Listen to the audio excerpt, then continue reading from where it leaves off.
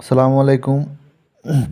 সারাদিন গরুগুলো ছাড়ার পরে বিকালে যখন গরুগুলো আনতে যাই, তখন চিন্তা করি যে আমরা ওখানে কিছু একটা তৈরি করে খাই।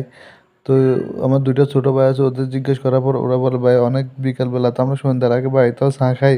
তো আমরা এখানে আজকে তৈরি করি।" এর জন্য আমরা দুধ চা তৈরি করব। তাই অনেকগুলা গরুরে তাড়াইছি, একটাও ধরতে পারি নাই। তো যে একটা ধরছি ওইটার ভিতরে কোনো দুধ নাই। এটার দুধ এটার বাছুরে খেয়ে ফেলছে, এটা লাথি মারে। তো এই অনেক খোঁজাখুঁজির পর না পেয়ে তো চিন্তা করতেছি রং চাই খাবো।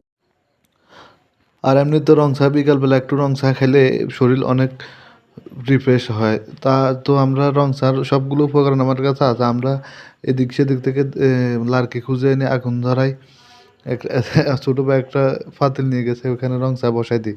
তারপর রং চা বসানোর পর আমি সবগুলা দেখাশোনা করতেছি এবং কি চা হওয়া পর্যন্ত ওগুলা জাল দিচ্ছি, নেড়ে চেড়ে নিচ্ছি এবং কি চা হওয়ার পর এগুলো খুব সুন্দর করে পরিবেশন করতেছে আমাদের বাদল। পরিবেশন করে আমরা ও আমাদের সবাইকে ঢেলে দিচ্ছে। আমরা চা খাচ্ছি খুব মজা করেই। চা অনেক ভালো হয়েছে। আর এরকম একটা পরিবেশে চা খাওয়া খুবই সুন্দর একটা ভিউ। এখানে চা খাওয়া খুবই ভাগ্যের ব্যাপার। তো আমাদের আশেপাশে যারা ছিল সবাইকে ডেকে আমরা চা খাওয়াইছি। তো তো সবাই ভালো থাকবেন।